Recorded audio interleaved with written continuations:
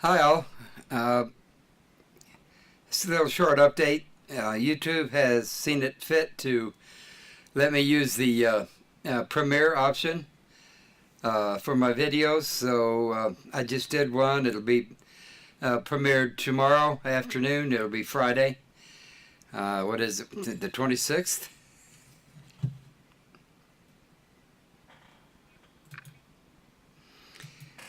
Friday the 26th.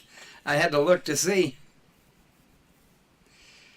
Anyway, all it really is just it helps me to build some hype for an upcoming video, and I'm supposed to send out a couple of notices to my subscribers that it's up and coming. So I hope that you guys get the notice. Be sure and click on the subscribe button, and also ring the bell. Click on the bell so that you'll get notified on that. If it works out, then I'll be using that quite a bit. Basically what it does is it uploads.